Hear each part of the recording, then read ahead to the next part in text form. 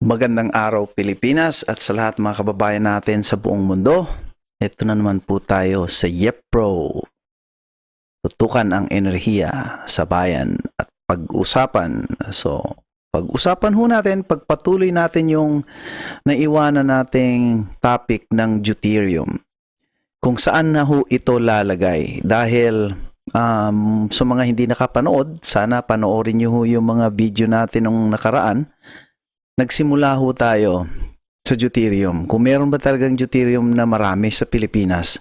At ano ang silbi ng Deuterium? Sinong gumagamit ng Deuterium? Maraming nagsasabi na abundant ang Deuterium sa mga tubig sa dagat. Pero pinakita rin natin na malamang, totoo naman na abundant, pero malamang merong malaking deposit sa deep trenches ng Pilipinas, sa Surigao Deep. So, kung na-miss nyo ho yun, panoorin nyo ho yun, meron ho tayong analysis doon, kasama yung mga data, at inanalyze ho natin, it's a big possibility. Ngayon, saan ho papunta yun? Hindi naman natin naririnig kung merong bumibili ng Deuterium, at paano nilang ginagamit yung Deuterium, although napag-usapan natin back then na yung Germany, kaya nila nilusob yung Norway at kinuha yung isang planta doon dahil tinarget nila yung Deuterium, which is also called heavy water at that time, no? So ito, panoorin natin yung video clip ng kwento. Hindi na ito yung actual, ano, pero may mga footages na in-include dito sa video ito. So panoorin natin para mabalikan natin yung sitwasyon noon kung bakit pinagkaguluhan itong heavy water nito, itong Deuterium na to. Kung sagana ito, kung saan-saan lang makukuha, bakit pinagkaguluhan ito? Okay, so panoorin natin. In the Norsk Hydro plants began in January 1940. When a representative from the industrial giant IG Farben arrived to inquire about Germany purchasing the company's entire stock of deuterium oxide, known commonly as heavy water. Furthermore, the Germans wanted Norsk Hydro to increase their production so they could buy 100 kilograms a month. This would require the plant to increase its production tenfold. The German representative declined to say what his country needed such a large amount of heavy water for. The answer was that heavy water had been identified as a suitable moderator for a uranium nuclear reactor. It had been forecast that they would need 5 tons of the water to operate one successfully. The company declined to sell, and it wasn't until early May 1940 that the Germans got their hands on the plant during their invasion. Within months of the occupation, German scientists arrived at the plant to oversee increased production. It did not take long for rumours about the increased activity at Norsk Hydro to reach Allied ears. The British Special Operations Executive, an agency opened in July 1940 with the task of setting Europe ablaze with sabotage and resistance, was soon well informed, utilising a nascent Norwegian resistance network. By 1942, reports from Vemork had intensified, and SOE decided to find out for itself what was going on. It recruited into its Scandinavian section Einar Schynderland, a Norwegian hydroelectric engineer who worked at the nearby Mørs Dam and who had escaped to Britain in the spring of 1942. Schynderland was swiftly parachuted back into Norway, explaining his absence to friends and colleagues as a skiing trip. He quickly set to work, talking to friends who worked at the Vemork plant and observing the amount of security in place around it. In April 1942, Schynderland reported to London that the Germans were producing 120 kilograms a month of heavy water and rising.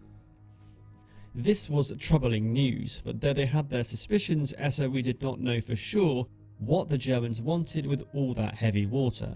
This changed when the German scientist Hans Seuss was overheard directly connecting these shipments of heavy water from Vemork to Germany's nuclear program. This was the confirmation the British needed, and they set about devising a plan to neutralize the plant. A bombing raid was briefly considered but ruled out due to the risk to the local population. Instead, the War Cabinet decided to mount a full-on ground offensive to storm and destroy the plant's machinery. Hitler's darkest secrets and most terrifying weapons lost below the waves. Until now. Imagine if we could empty the oceans, letting the water drain away to reveal the secrets of the seafloor. Now we can.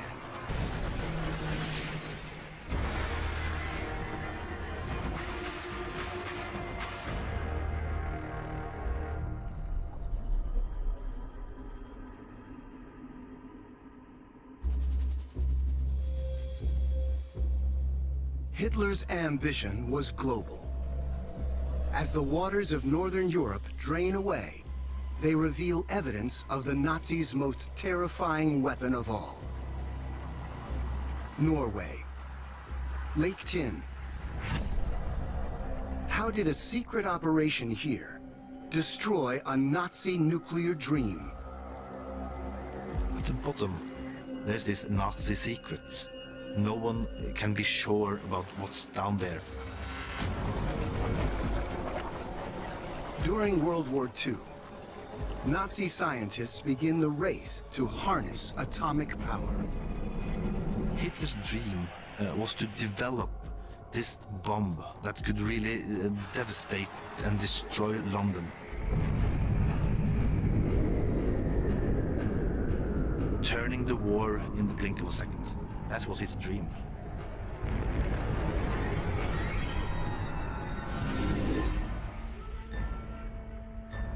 But the Nazis need a crucial ingredient to make an atomic bomb.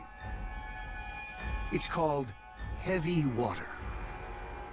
Heavy water was a vital component of the attempt of the Germans to get their nuclear reactor to work. It's chemically hydrogen, but it's heavier. It's twice the weight.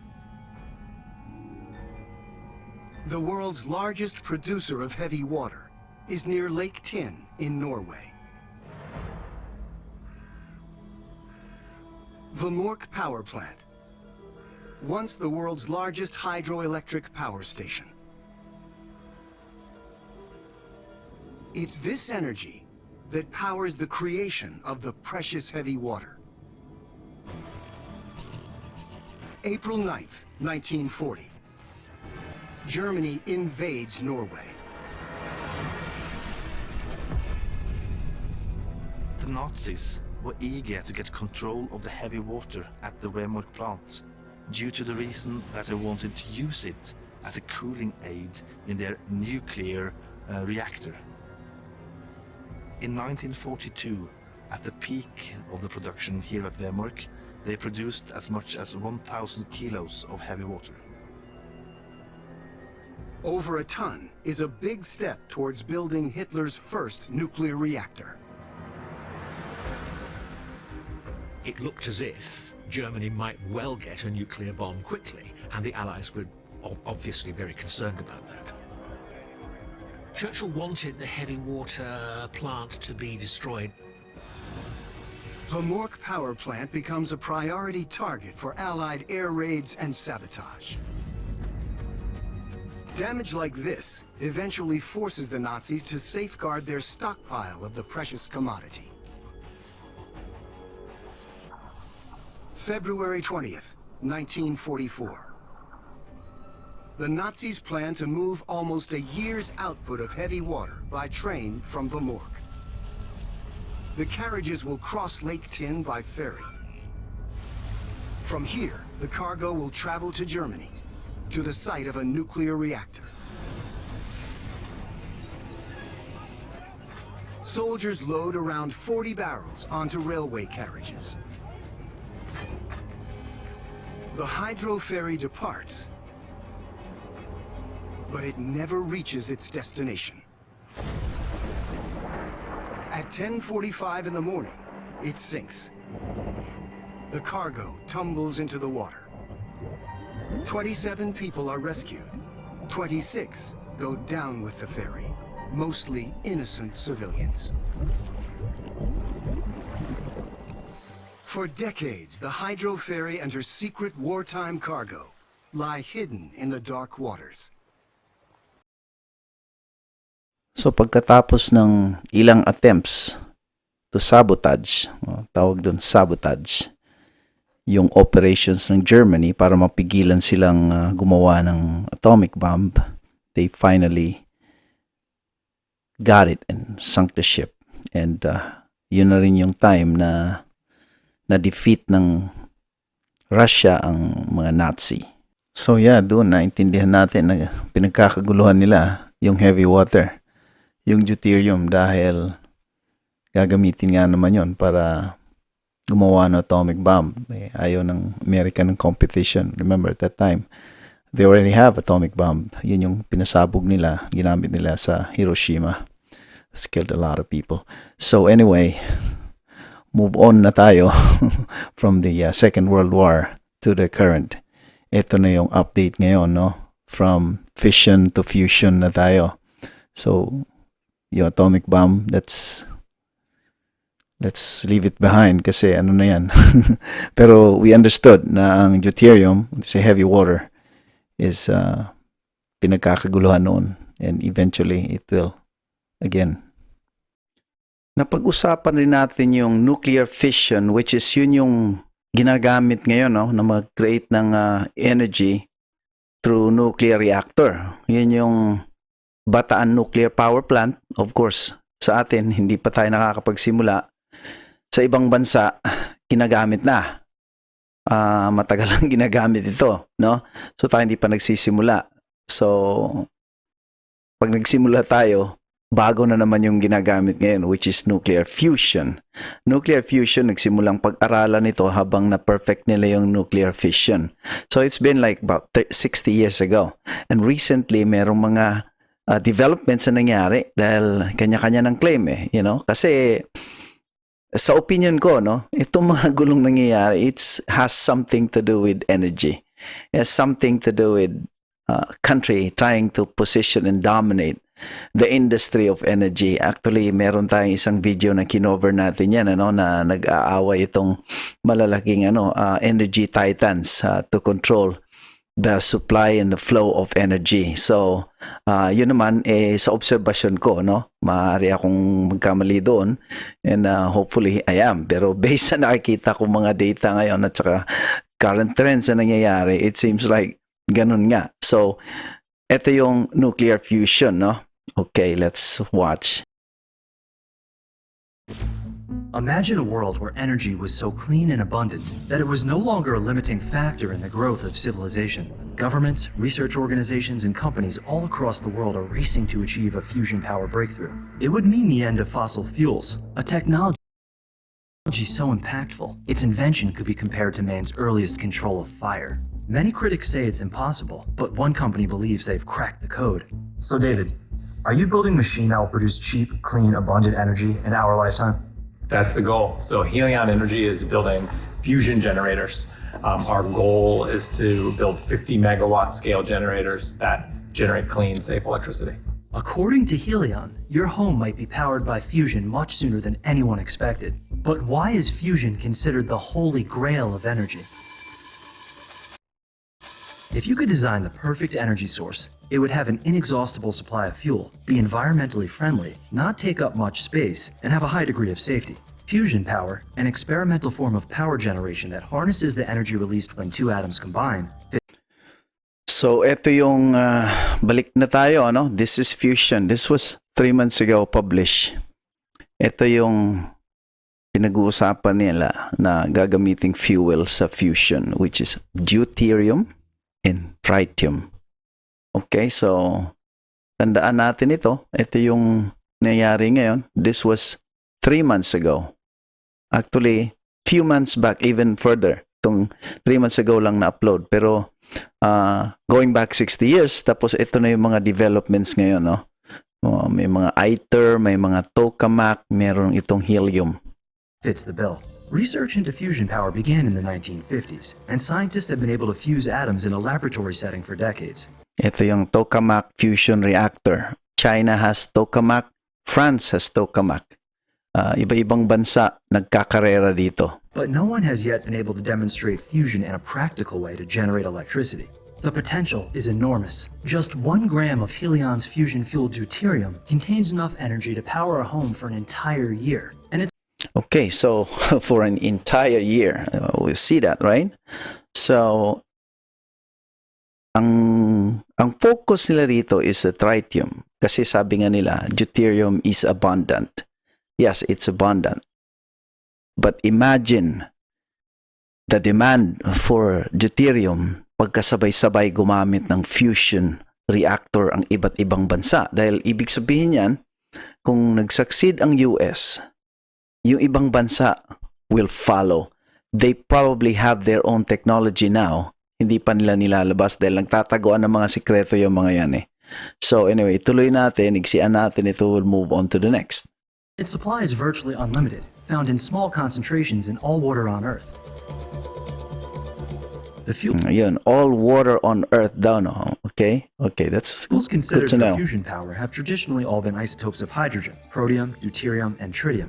And what we saw is that there's some better fusion reactions, and deuterium and a rare isotope of helium called helium-3, and you fuse those together and you make helium-4 and a tremendous amount of electricity.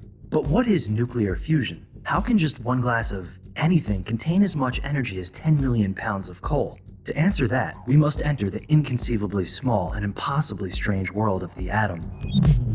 The atom is the smallest unit of ordinary matter that forms every element in the universe. Every atom is composed of a nucleus and 1 or more electrons. If we zoom into the nucleus, we'll find it's made up of protons and neutrons. Because neutrons are neutral, nuclei are positively charged. If you heat atoms to high enough temperatures, they lose their electrons, forming a hot cloud of charged particles called a plasma. Atoms are always moving, vibrating, and bouncing around. The denser the plasma, the more likely it is that nuclei will collide, but positively charged nuclei repel each other if they get too close. The hotter the plasma, the faster the charged particles move, and the faster a particle is moving, the more kinetic energy it has. When nuclei collide at high enough speeds to overpower their electrostatic repulsion, they can get close enough to be overcome by a stronger attractive force, called the strong nuclear force, and they snap together.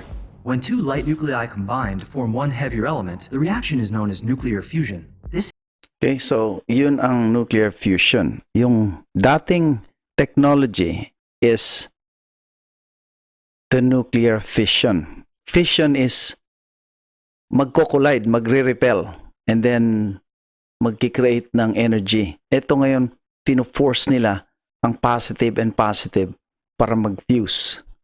Kaya tinawag na fusion. And then, dahan-dahan yan. Usually, nagre-repel yan, nagbabounce against each other. Hanggang sa merong point with degree of manipulation na mabibreak nila yung threshold ng pag-repel at magko-collide sila and then will form the helium-4. So far, parang naintindihan natin yung physics behind, no? Hindi naman tayo master sa physics, kaya lang, pinag-aaralan natin yung in-explain nila at iniintindi natin para malaman natin. Although, yung main concern natin is yung intindihin yung deuterium. Well, this is part of understanding deuterium. Para pag nagkwento tayo na ang Pilipinas may deuterium, kakailanganin yung deuterium, malamang na makakatulong ito sa bansa dahil pag nag-produce tayo ng deuterium dahil kakailanganin nila, alam natin yung pinagsasabi natin na deuterium. Okay? So, yun ho ang dahilan kung bakit natin pinag-uusapan ito.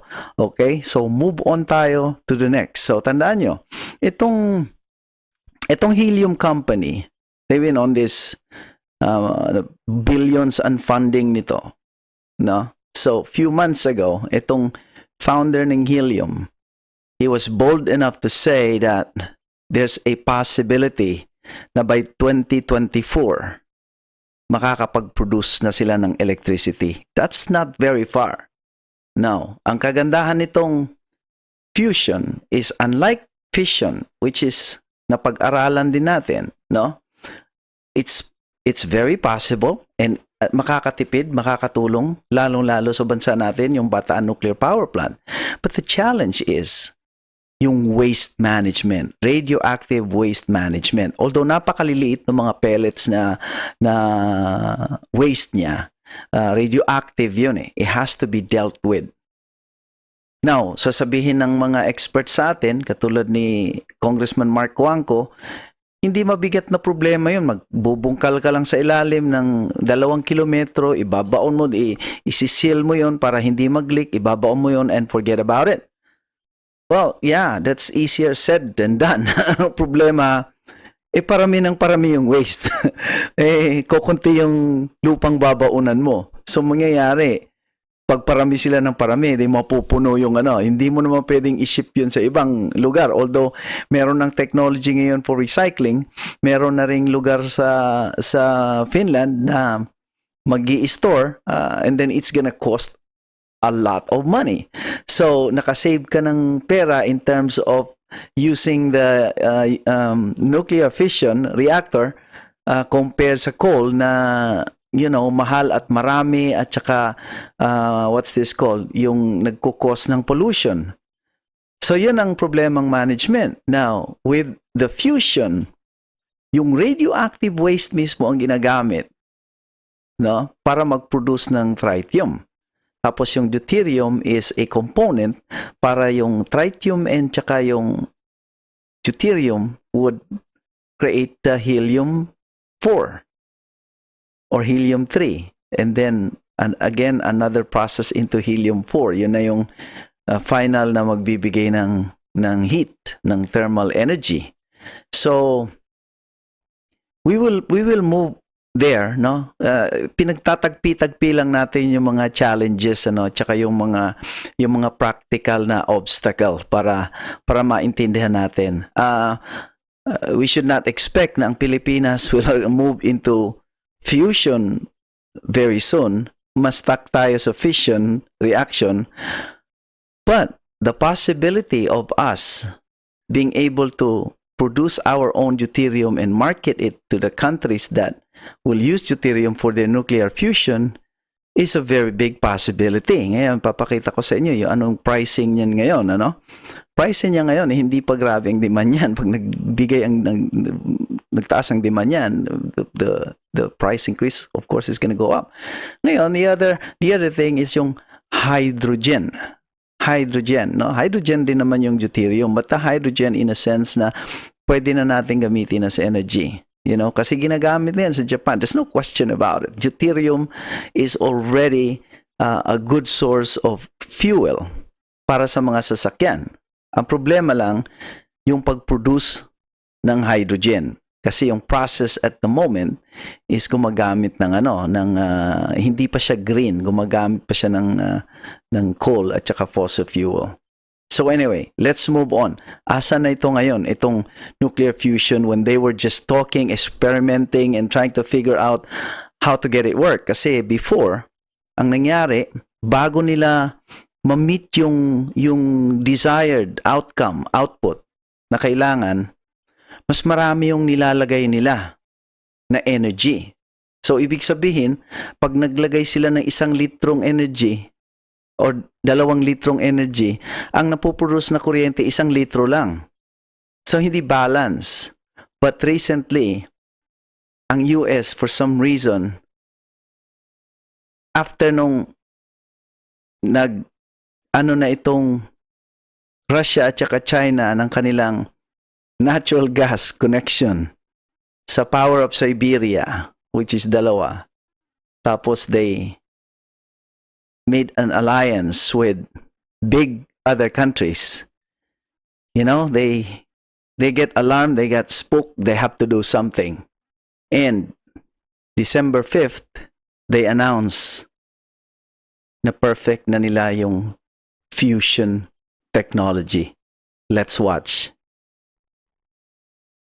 Scientists made a major breakthrough in the field of nuclear fusion, one that could help pave the way to a nearly limitless source of clean energy. The announcement excited officials. Simply put, this is one of the most impressive scientific feats of the 21st century. This is a BFD. Fusion is the nuclear process that powers the sun and occurs when the nuclei of 2 atoms combine, releasing energy. And for the first time, lab-made fusion released more energy than it took to start the reaction, a feat that has eluded researchers. So, input-output, katulad ng binanggit ko kanina, dati, yung kanilang experiment, 2 litro ang ilalagay nila, 1 litro lang nakukuha nilang energy, so lugi. So ngayon, na-reverse na nila, 1 litro, 2 litrong lumalabas. So yun yung pinagyayabang nila na nakuha na nila, na finalize na nila, and na perfect na nila, and it's reproducible. Let's continue. That's never been done before in any fusion laboratory anywhere in the world. So it's super exciting. To do it, So sila talaga, super exciting, never done in any labs in any part of the world. So breakthrough ito ng United States. Talagang sinasabi nila, hey, watch out. We have the perfect green energy now, okay? scientists blasted 192 lasers at a pellet of fuel to fuse hydrogen atoms. Fusion could one day produce a massive amount of emissions-free energy without the long-lasting nuclear waste that fission in nuclear power plants produce. So without the usual nuclear power waste, yung radioactive waste, yung material, ito yung binanggit ko kanina, no? Hindi ito kasi problema sa US yan eh. Sa totoo lang, pag-usapan natin actually, wala pang available na repository ng radioactive waste ang United States, meaning repository parang sementeryo ng radioactive waste, dahil binabaon yun eh, dahil kung hindi mo ililibing yun, mahirap i-manage yun, no? So it would cost a lot of money to protect it, kasi ang waste decay niyan is like thousands of years. So hindi talaga magagamit ulit to, unless ma-recycle nila for some reason, if it's effective and cost efficient. Otherwise, ibabaon talaga nila yan and secure it far enough down from the earth na hindi mag-contaminate, hindi mabasa, hindi mag-leak, at hindi mag-seepage. So, yun ang issue nila. So, ito ngayon, sabi nila, hindi na wala ng waste ito. At saka yung sinasabi nilang yung elements na mag-heat, yun yung deuterium and tritium that would produce the helium. And without the risk of nuclear meltdown. But they're still a ways off from getting energy on the grid.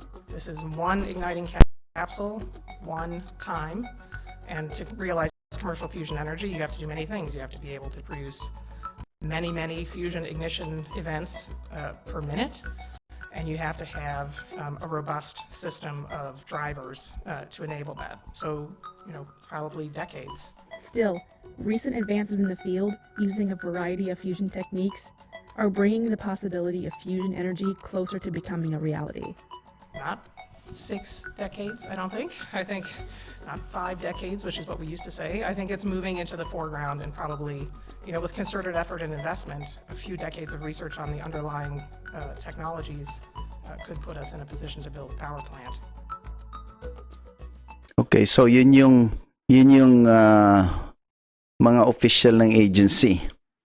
Pero the scientist itself that's working on it is panood natin yung una, no? He's very positive na they could make it happen in the very near future. So I believe China already has their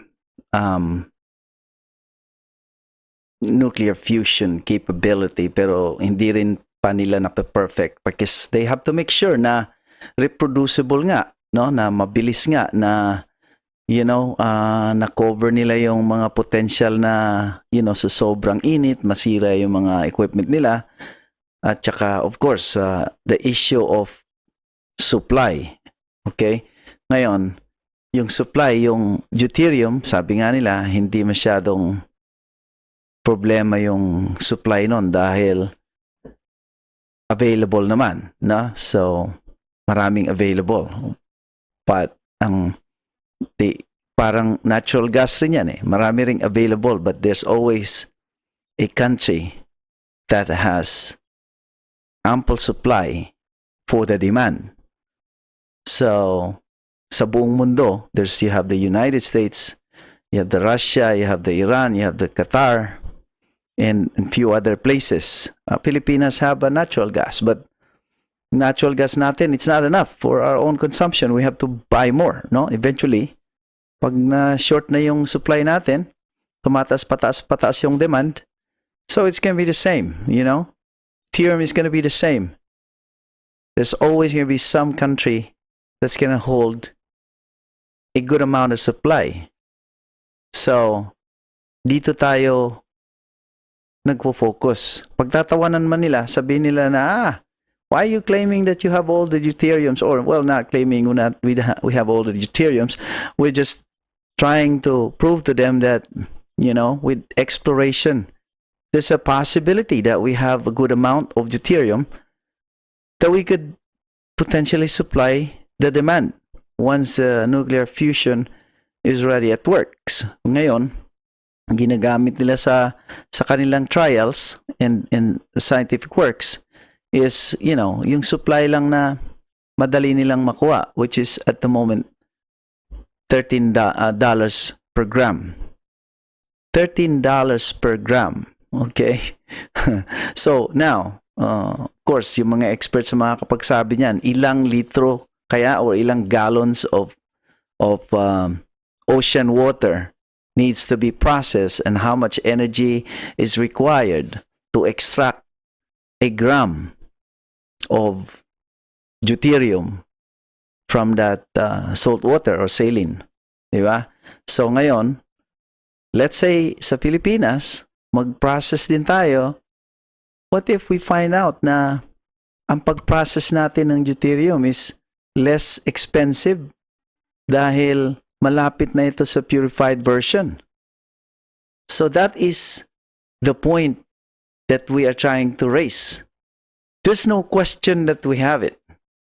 There's deep trenches that is potentially abundant supply.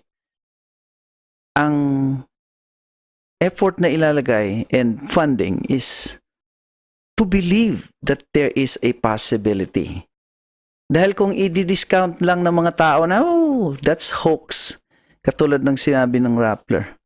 Walang mangyayari dyan, gagastos ka lang. Wala kang makikita. Yan ang problema sa mga taong, you know, this people look at a glass. Some would say half full. Some would say half empty. Yung mga positive-minded look at the glass na half full. Yung mga negatibo would look at the glass as half empty. Yan yung mga tao na, you know, makikita mo sila kahit saan eh. Pag nagbigay ng comment negatibo at walang mangyayari dyan, matagal na yan, ganyan, ganito. Wala naman silang nako-contribute. Wala naman silang natutulong na suggestion. Wala naman silang maibibigay na idea kung paano isosolve yung, you know, current na problema. Yun ang nangyayari, no? So, we have this opportunity, no? Kaya nga, yung napag-usapan nila yung Maharlika Investment Fund, yung sovereign wealth program ng ibang bansa or sovereign wealth fund ng ibang bansa na actually works. I think it will work as a start, you know, source of funding para dito, no? I-invest to make money and then reinvest para dito. Ang problema lang, which is naintindihan ko, ang skepticism ng mga tao is mali rin naman yung introduction nila, no? Yung anak ng presidente na naging congressman, nag-author ng isang proposition along with his cousin, which is Romualdez. Yung mga pangalan na yun, naka-attach ng may stigma eh. So, tapos nilagay pa nila na chairman, yung presidente mismo. It was, to begin with, it was already bad structure. It was a good idea that was structured badly. You know, you could smell the stinking conflict of interest there. So, kaya, you know, hindi ako kumontra at hindi rin ako sumang-ayon dahil sabi ko, they have to do something.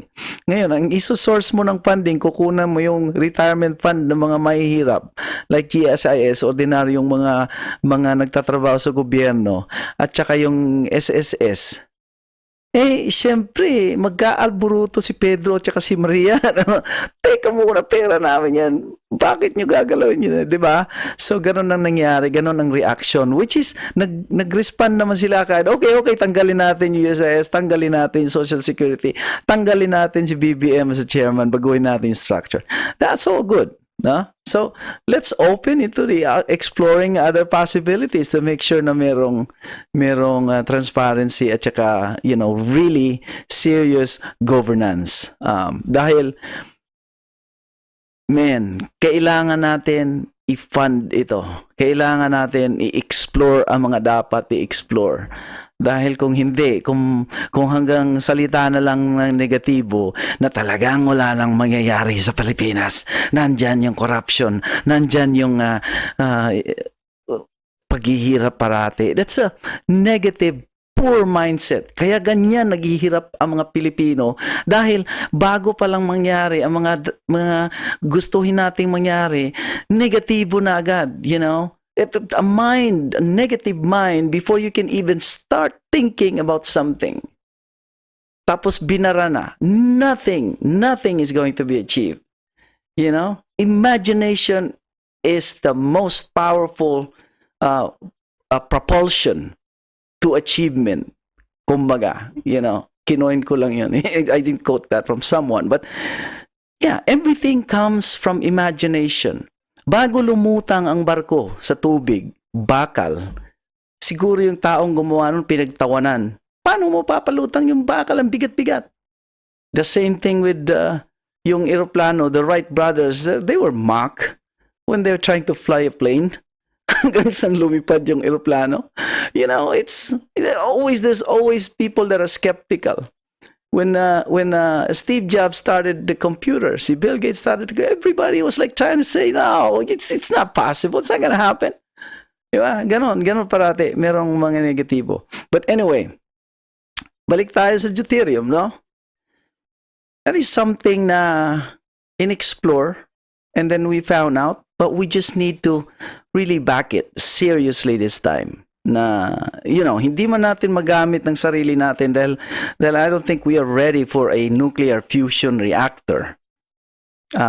Hindi pa nga natin nasimulan yung fission eh. But we should start with fission. We learned from there. And then, we invest in the exploration of the deuterium. Let's prepare because sabi ng mga experts, it's not going to be 6 decades or 5 decades or even 4 decades. We will achieve this.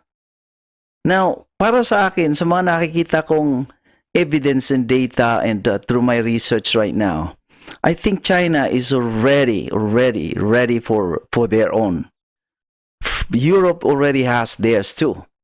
So US, minadali nilang pinalabas ito. Na meron na perfect na namin, which is, okay, possible to perfect it, but then they pull back again. Sabi nila, pero, para ma-reproduce ito to come reality, para mag-produce ng electric, it will take a little bit more time again. So, it's dahil nakita nila yung Russia and China working together for energy. I tell you, it's about the energy. That's what they are, fighting for about here. So, anyway, we'll continue with yung tritium, deuterium, yun ang pag-usapan natin sa susunod. Karugtong nito dahil medyo napahaba na. Tapusin natin ito rito. So anyway, maraming salamat sa inyong time and hopefully magkita-kita tayo ulit. Huwag mong kalimutan na mag-subscribe and like and share para marami tayo nagkukwentuhan dito at nagpapalitan ng ating mga impormasyon. Okay, maraming salamat sa inyong lahat.